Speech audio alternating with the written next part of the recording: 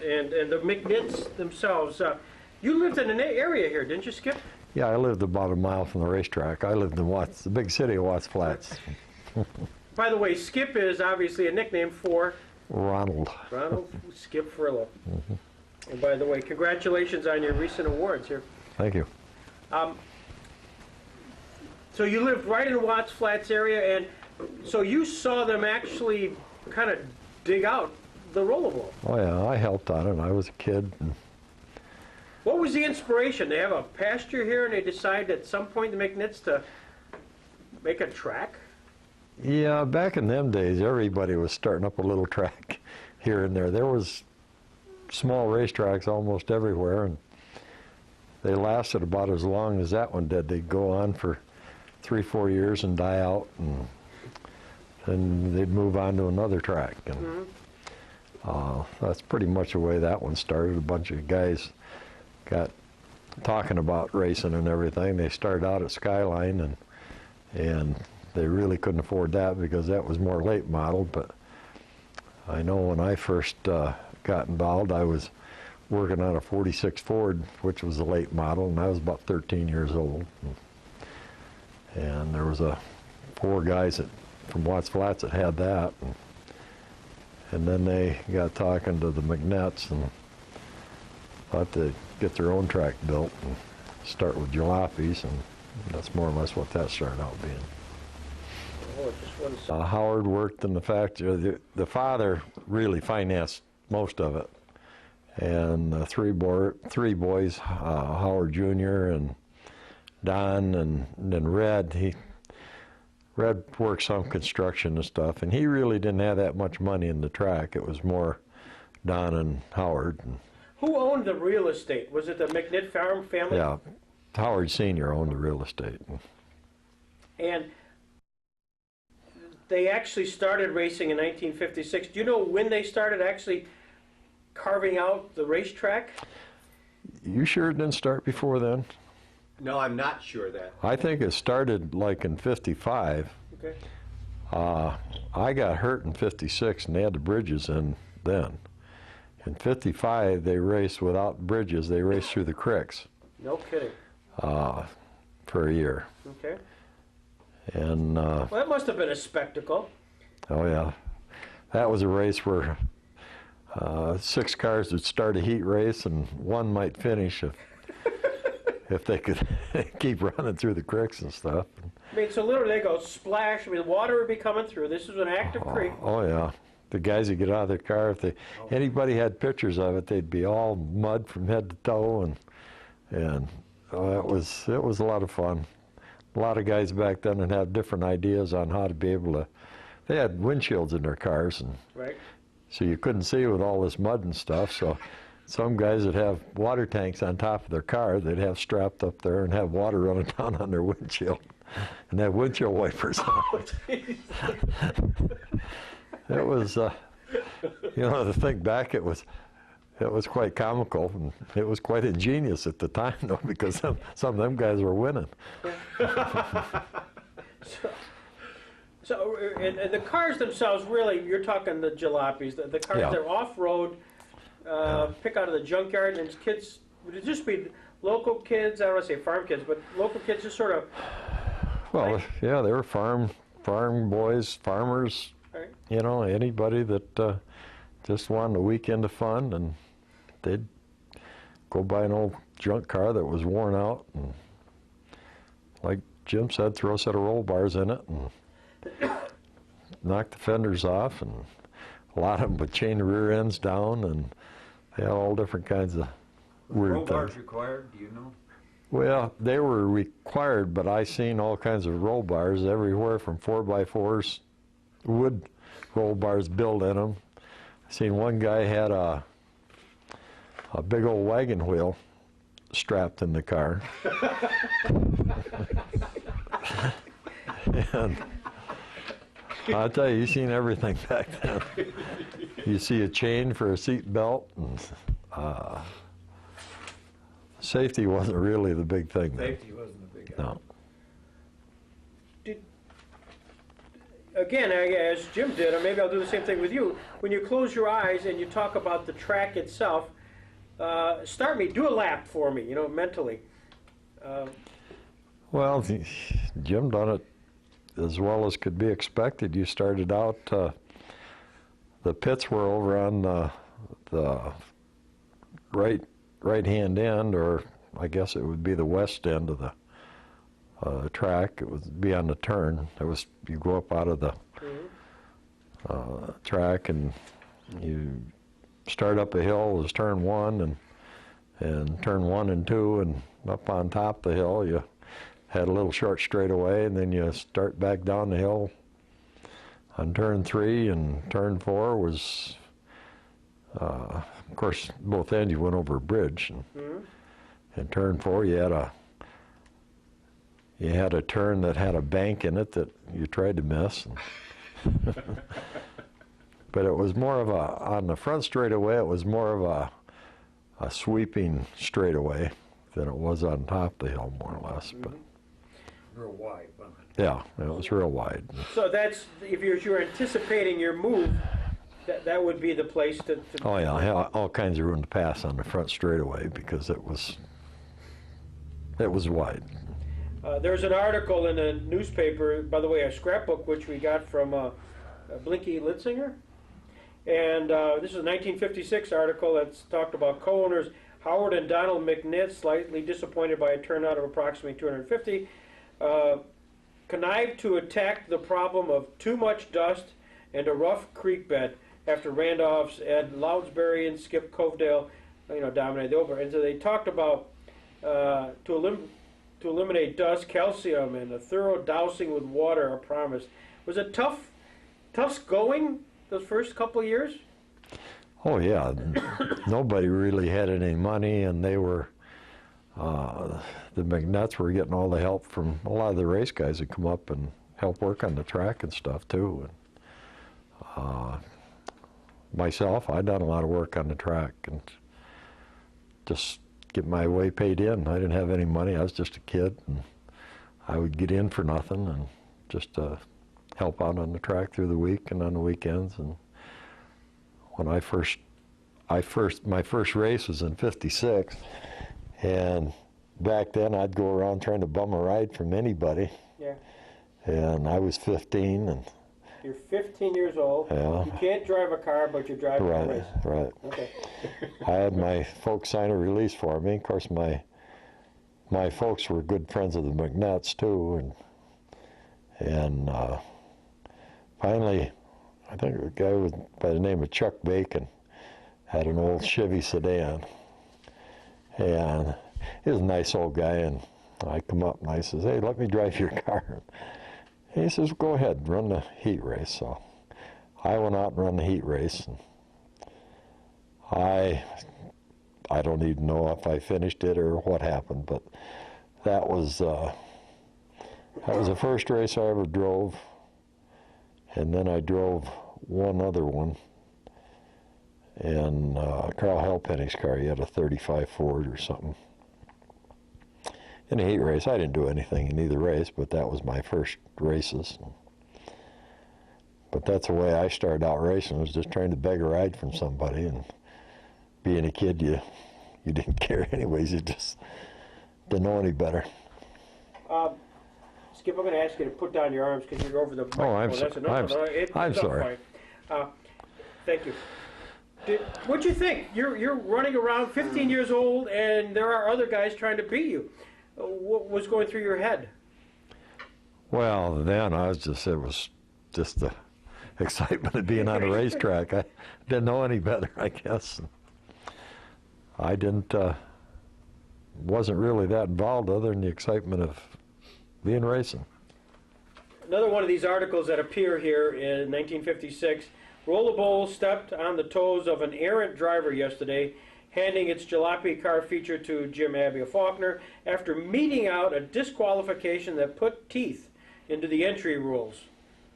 Were there entry rules?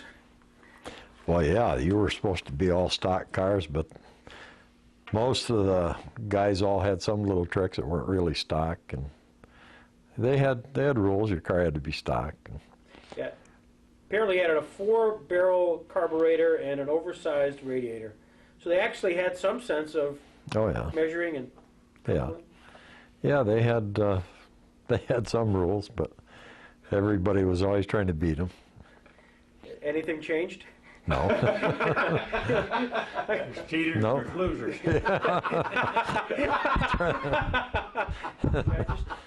I'm just watching from afar here, that's all.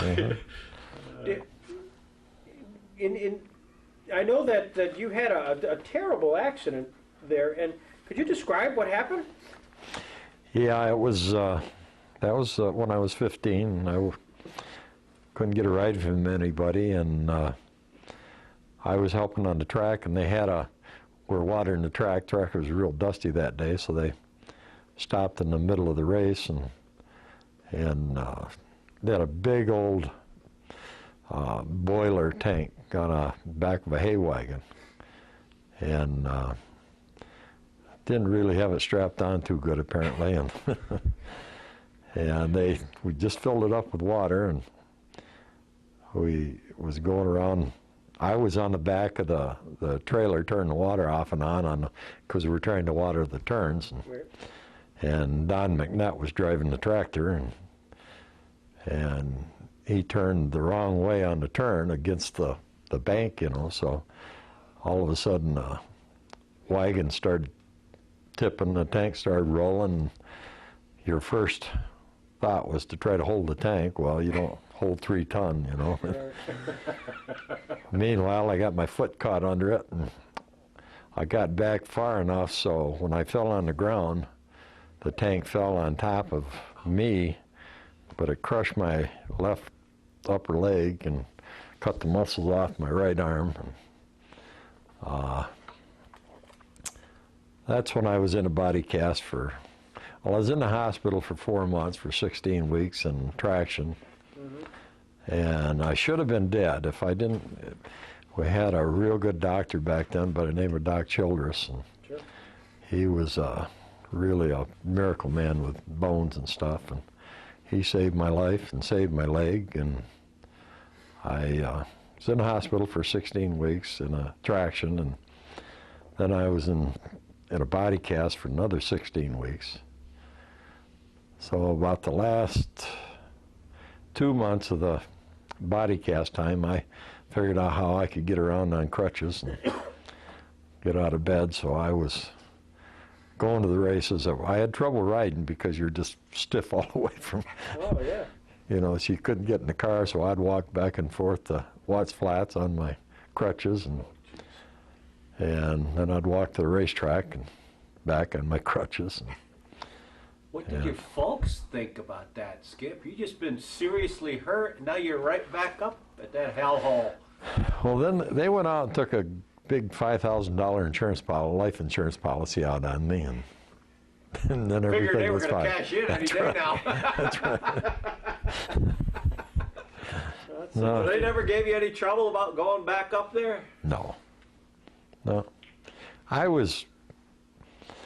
I was pretty strapped down while I was a kid until I was around 13, and then all of a sudden I was kind of a renegade. Nobody's going to tell me anything. I was a real smart kid, you know.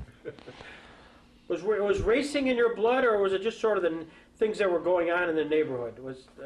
Well, it was, you know, I've always, as a kid, I was building go-karts and with an old Maytag wash machine motor, and you know, I was quite mechanical. I really loved mechanics, and this got me involved, plus being around the older guys with race cars and stuff, and that got me into it. And then the more people I met, the more involved I got. And At Roll O Bowl at the time, when you were a young kid, there must have been a few racers you said, man, they're pretty good. I'd like to be like them. Who would they have been? well, back then there was a lot of guys that were, the heroes up there. Johnny Whitehead, Jimmy Scott, Dick Pangborn. Was Stan Stevens, was he part of Stan, yeah, he started up there. Bunkecker, he was a good friend of mine, and I worked on his car with him, and Bunk won a few races up there. The guys that went on, further on in racing, more or less, was Jim Scott and Johnny Whitehead and Stan Stevens, and then myself as I got older. I was just a kid compared to Jim. I think he had me by 3-4 years. And so you get out of your body cast and you work your way back up to Roll O Bowl. You watch probably, and then you probably get back in the car again. Yeah, I didn't get back in until '60. Meanwhile, I got through high school, and I was quite involved with sports in school and stuff. So I kind of left racing on the back burner, other than helping other guys out. And then just before I got married, I bought another car, and I run State Line a couple times with that. And that was when they were starting the 100-lap races up there, jalopy races, or they call them sportsmen. Was that direct competition? I mean, or was that sort of the final nail in Roll O Bowl when they sort of added that class to State Line? I would say it kind of put the nail in a lot of the smaller tracks. They all quit, right. After State Line started the 100-lap. And they would, 3 or 4 a year, I think they would have, but it was enough to, so it done all the little tracks in. Mm-hmm. Well, you're a headline here in one of the articles that says, "Jury wins race on final turn. Jamestown's Bernie Jury caught Skip Furlow of Celeron on the final lap and won the 20-lap feature event at Roll O Bowl early model stock car auto race program here yesterday. Furlow had led the entire shindig before Jury moved in a bare 10 yards before the finish line." Do you remember that race? Oh, yeah. He's still mad. No, the guy was a friend of mine. Oh, yeah? Yeah. Did you beat Skip? Bernie Jury.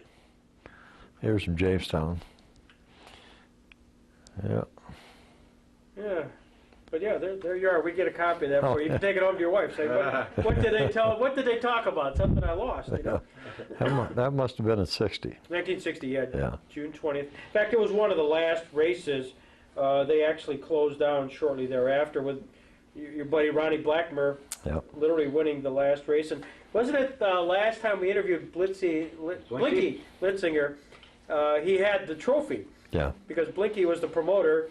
Yeah, He handed Ronnie the trophy, and then Ronnie later on gave it back to him. Yeah. That was the final hurrah. In 1960, did you get a sense that as you were racing, that was pretty much the end? Did the guys talk about it? Did the number of racers decline? Did you get a feel for that? At Roll O Bowl. Yeah, Roll O Bowl, yeah. Yeah. Yeah, you could, they weren't drawing any crowds, and they weren't drawing that many race cars. And I think that's when Blinky and Dick Pangburn started up again. Right. And it wasn't going to materialize anymore. Do you know why the McNitts got out of it? I mean, did they get tired of it? And Yeah, there was no money in it, Right. And they knew it. Skip, in between the McNitts and when Blinky and Pangborn took over, did your buddy Chuck Bacon run that place for a year? I found his name in some of the records as being the manager in 1959. Do you recall that? He might have. He might have, but I don't remember it. I almost think Carl Halpenny was involved trying to get it going again. I'm not sure, but I think he was. What was your first race car in 1960? The first one you owned? Well, the first one I owned was a 35 Dodge Coupe. The first one I owned was a 46 Ford, but I never raced it. That was in '56 when I got hurt. I didn't have the car done, and that's why I got hurt, because I was helping out on the racetrack that day. Early earlier you mentioned some of the tricks of the trade that the guys were doing at the time, you know, trying to skirt the rules and stuff. What sort of things were guys doing to their cars that you probably did to your car? Oh, I don't know. Everybody was trying to find a 60 Ford rear end that had just the ideal gear for that track, and Had 444 gear. yeah, 444 gear. First thing we did Yeah, was 444 gear on it. yeah, and well, as far as different tricks and stuff, you know, they changed the distributors and stuff. Even back then, they'd try to get some, you know, souped up distributors, hot coils, and just different fuel additives and all kinds of little things that ether injection. What's that? Ether injection. I had never heard of that. Oh, yeah. Yeah, I knew a guy that was doing that. And I don't know. I can't think of all of them. If you had to answer the question, the most memorable thing that happened at Roll O Bowl, other than your unfortunate accident, what might you say to that? I don't know. With myself, you mean? Or maybe you saw something that said, I can't believe what I just saw. Well, I probably could put the dumbest thing on myself. This was back in '60. I had a 46 Ford Coupe, and I just went out and bought a real top-notch engine. I paid $20 for it and had a racing can on it. And I was really going to kick butt out there. So I went up to the track, and this Ronnie Blackmer was just starting to race up there then, and he could probably tell it a lot better story than I'm telling on me. Yeah. And I went out in the heat race, and back then the old Ford rear ends had axle keys in them, and you'd have trouble shearing axle keys all the time. And I sheared an axle key, so I come back in, and I replaced the key, and I went back out in the semi-final or consolation. I broke an axle. So then I come back in. Well, in order to change the axle, he had to split the rear end apart and everything, and I was the only guy that worked on my car was me. Right. Drove it, worked on it, and everything else. So I grabbed a tractor they had there, and I hooked the chain onto it, rolled the car over, and commenced tearing the rear end apart. I'd split the rear end apart and pull an axle out, put another one in it. And so meanwhile, I turned the car back up on the wheels and got ready just in time to go out and race the feature. Got out and raced, I don't know, 5 or 6 laps in the feature, and all of a sudden my $20 motor blew all to pieces. Well, later on, I figured when I had the car turned upside down, all the oil drained out of it. Oh, jeez. Of course. So that was probably the dumbest thing I ever seen, and I had to be the guy that done it. Well, yeah, you don't think of that. Yeah.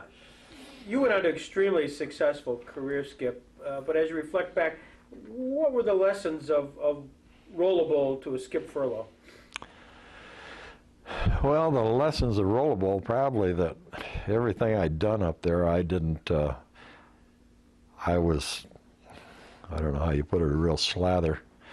I didn't do things right.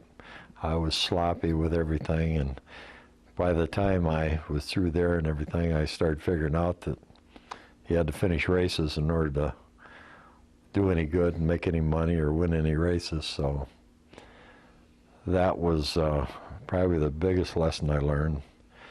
And from then on, when I started up the state line, Ronnie Blackmer is probably one of the guys that helped me out the most. He come over to me one night and he says, Skip, he says, come over here, and he looking at the front end, and he says, you know, eyeball down your ball joints there, and He says, you see your upper ball joint is ahead of your bottom one. He says, slide, shim that so it's back farther. And he says, it'll make all the difference in the world. So I did, and that's the first time I ever really run good. And I run second in the race, and that was a real feat for me. And he come back in, he come over and congratulated me. He says, really, I told you that so you didn't wreck me. He says, you're all over the track. So, self-defense. Right, so that was a good lesson for me. But things like this, you start learning, So you started racing at State Line, what, 1960? Did you make the jump right from Roll O Bowl to State Line? Yeah. Yeah. Yeah. And that was the natural progression for most of the good racers to get the late model? Yeah, well, no, we still had sportsmen then. Okay, They weren't okay. late model. Okay. I never started late model till 74. Okay, that's Yeah. no, that's right. Yep. I was probably one of the later guys of the old timers that, started in late models. Right. But, I got to the point there wasn't any place else to race, so. Right. Who was your competition in that class during the 60s then? Ronnie Blackmer was, Ronnie? he won most everything. Yeah. And then it was Jay Pyler, Stroker McGurk, Johnny Whitehead. You went right to late model, didn't you, Jim? You didn't race any. I didn't run, the one year I run sportsman. Yeah. That was in the earlier years than that. And then, Right. Stan Stevens was strong back then. Did you own your own cars then, Skip, or Yeah. were you driving for somebody at that No, time? I own my own cars.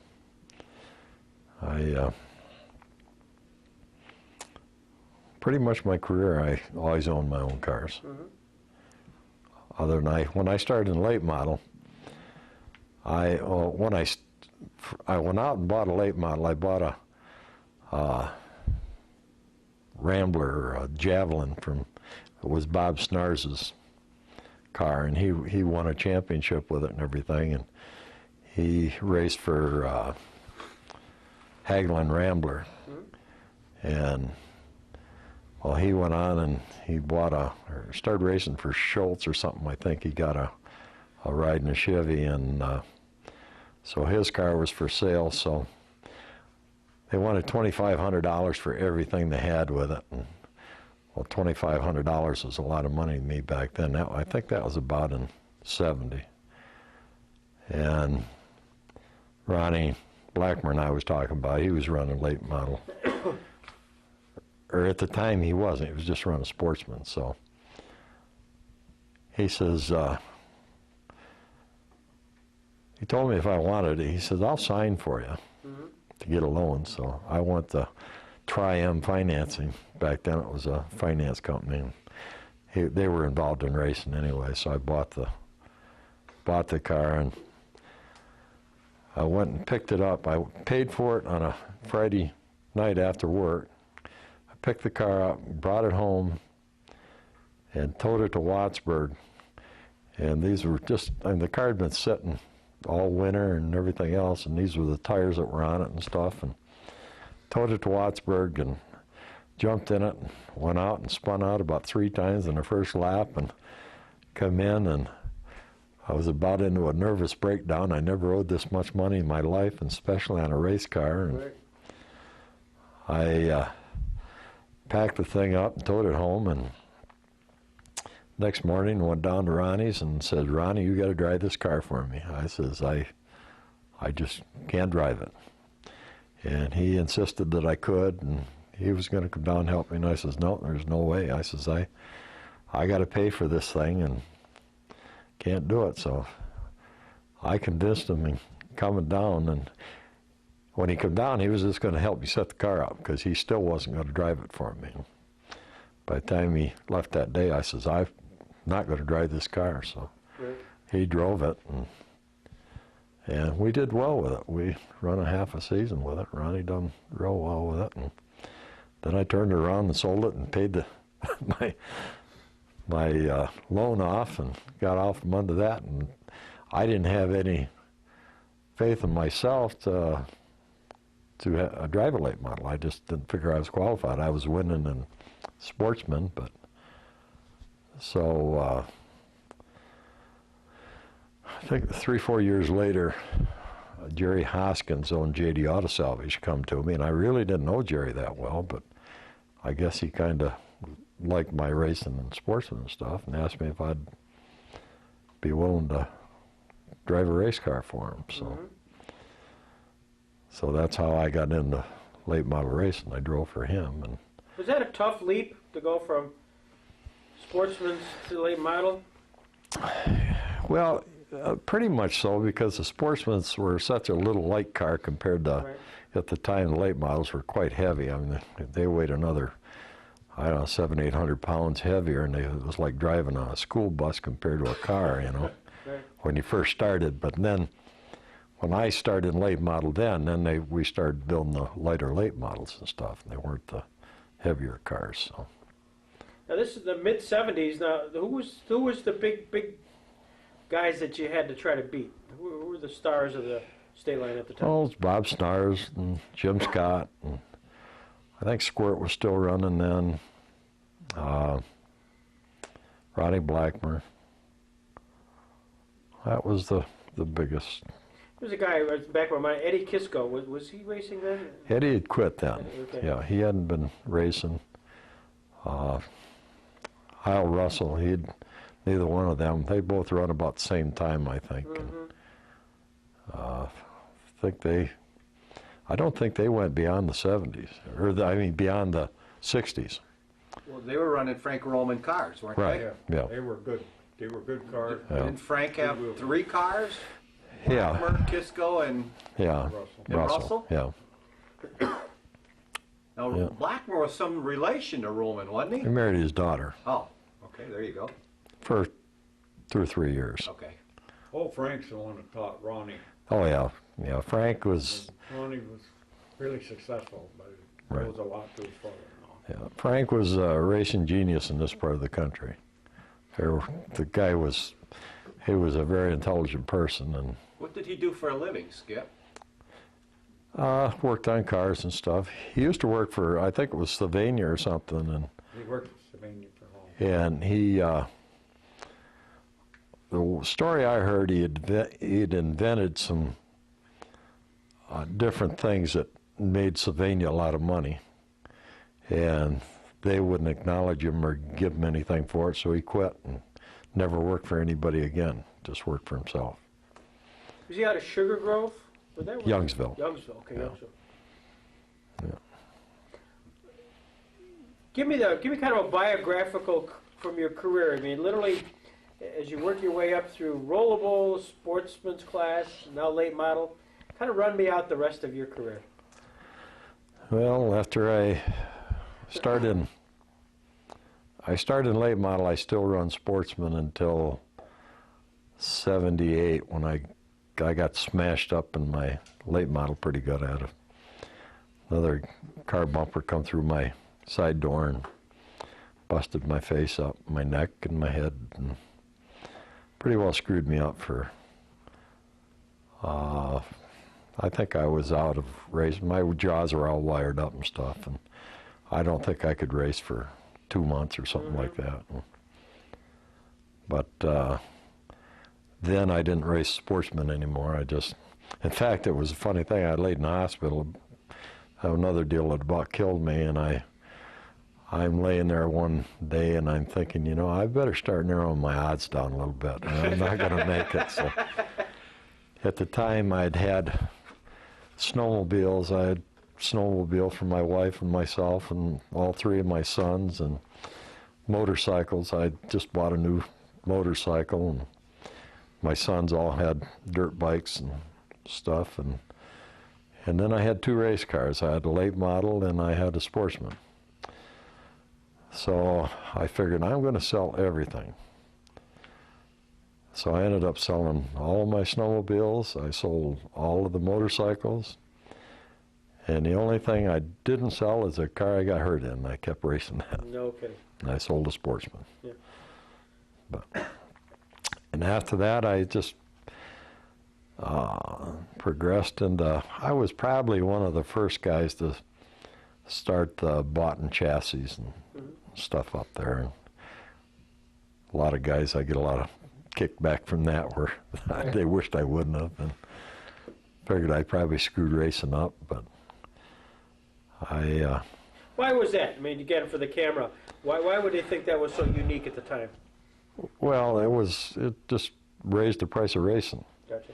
That was one of the big things. But if I didn't do it, somebody else was going to do it, so it didn't matter. In fact, Ron Davies, I think, was just about the same time that I got going in it, and had the Boughton chassis and stuff. So, and I kept on racing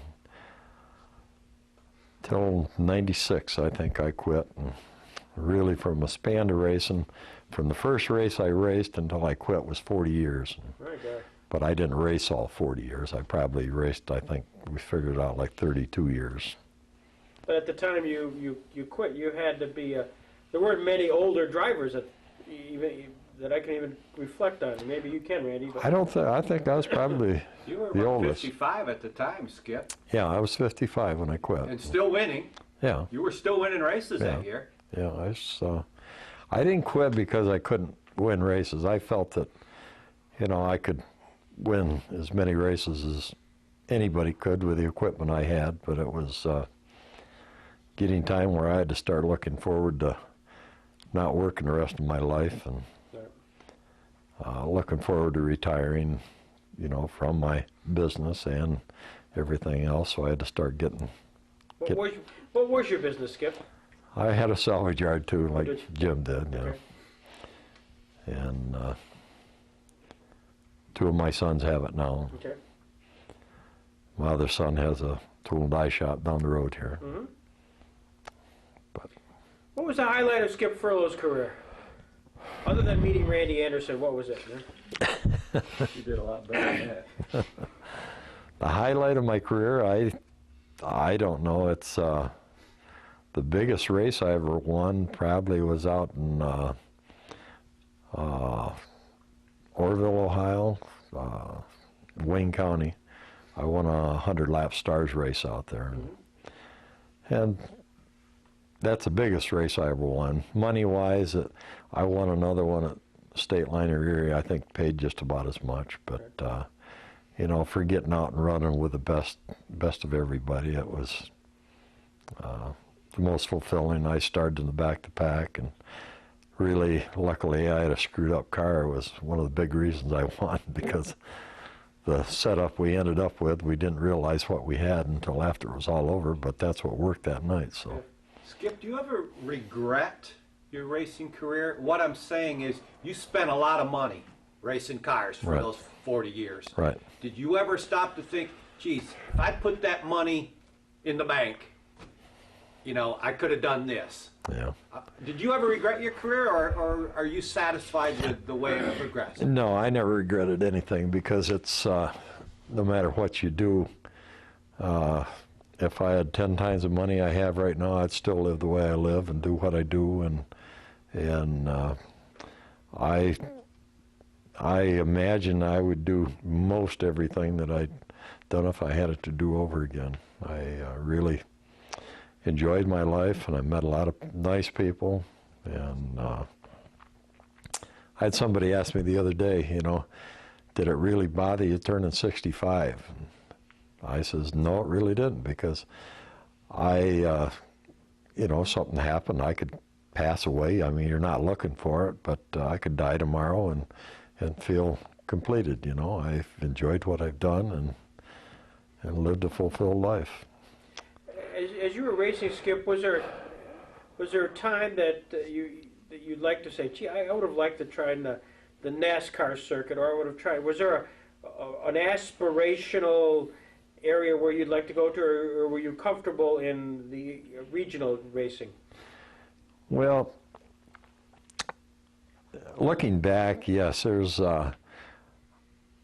I knew that, for the times and everything, NASCAR was really out of the question, because you had to have somebody that was backing you in it, and just everybody couldn't do something like that.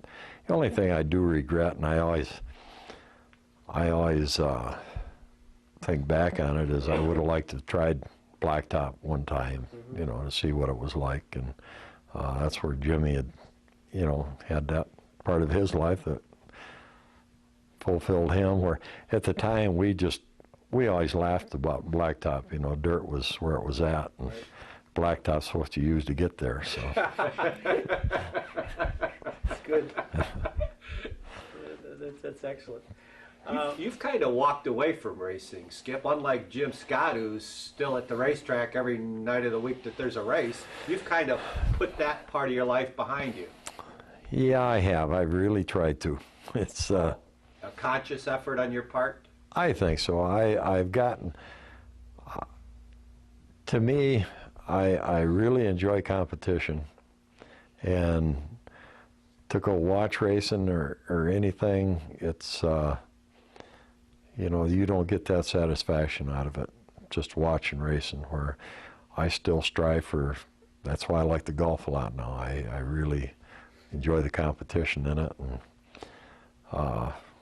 you know, if I was back young and you put golf and racing together, would be no question I'd be racing. But it's, you know, I have to do what I can do at this time of my life, I guess. And We asked the same question of Jim. We'll ask you as well. If you were on a kind of that last lap with one person, who was the person you wouldn't want to be on that last lap with? with the guys I've raced with, Yeah. Tom Dale. The funniest part about Tom is he was the nicest guy you'd want to meet, but he was Parky in a heartbeat. and sit there and laugh about it. Yeah. I mean, he'd take you out and be just grinning all the way. Skip, I'd like you to tell the story for the camera that you've told me in the past about the night you were racing against Dizzy Eads, and Dizzy was leading the race and so on. Go Oh, ahead. yeah. That's a great story. Well, Dizzy Eads and I have always been pretty good friends, and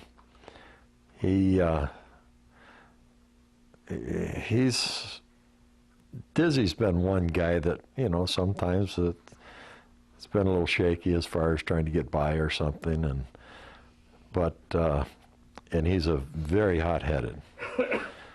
And in fact, Dizzy worked with me all winter trying to help me build one of my race cars, and we were racing that summer, and he started more up toward the front, and I started in the back. That's the way we raced back then. And Dizzy had a nice lead, and I got up through there with 2-3 laps, and I got up behind Dizzy, and I'm just thinking, and this is the worst thing you can do when you're racing, is start thinking, because it screws you up. And I said, boy, I don't want to, you know, let my car plow out and push into Dizzy and take him out of this race, or, you know, I'd feel terrible. And I come up on him, and I just worked him a little bit, and finally I figured, well, it's time I better get by him, because he was really getting nervous, and I figured he'd take both of us out. And he didn't take both of us out, I took him out. And I felt so bad, I got on the inside of him, and then my car just pushed up into him, took him out. And after the race, you know, I went over to him, and I knew he was hot. And so, you know, I told him, I says, you know, I didn't do it on purpose. Well, knowing Dizzy, you know, that didn't make any difference. And Right. so I wrote him out a check for what it cost, what he would have won the race for. And I ended up going on and winning the race anyways, but it helped salvage our friendship. And Yeah. and really, to me, it was the only right thing to do, because it something I sure didn't want to do. I had another time that I was racing Sportsman that I was racing with Johnny Whitehead, and I took him out twice and stopped and waited for him to get going again. until I finally got by him without taking him out.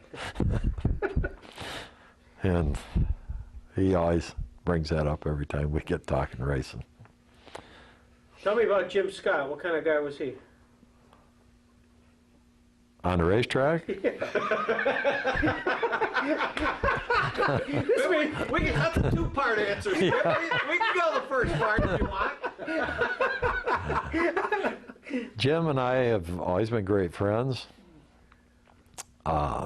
He's always been a real good race driver. He's very competitive.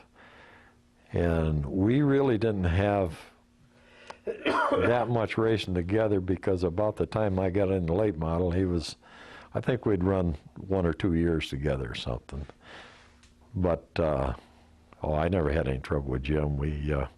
He was a tough runner. There wasn't anybody tougher out there to run with. And he didn't give you an inch, and you didn't give him an inch, but we never had any problems. What number was your car? 40. 40? Mm-hmm. Jim, I should ask, what was your number? 3. 3? So I thought, Started out with 68, but then 3. Yeah, How did you you were. arrive at those numbers, Jim? How did you pick 68, and then why did you pick 3? my first race car was 30-30 because I had a 30-30 rifle. You needed a number. I never played football or anything. Yeah. You needed a number. Okay, now where'd 68 come I from? bought Ed Nelson's 39 Ford Coupe and it had 68 on it. Oh, Inherited it. And then I ran that for years, and then I started driving for Smokey Brancher during Sugar Grove, and he had number 3. And then I bought that car the following year, and I've always had 3. Because I always partial to 3, and he always liked number 3. So 40, what was that? 40, my first number was 7/8. 7/8? Yeah, that's because Dean Layfield had 9/16, and I was you had to be better. back in them days. You had your heroes out there and stuff. So Was Dean Layfield your hero? One of them? probably the first when racing first started, yeah, because he was a big gun back then, and yeah, he started out to be my first hero. But then I went to number 1 because it was the easiest thing to paint on the car. Then everybody else had number 1, so I went to 11, and I didn't like 11, so then I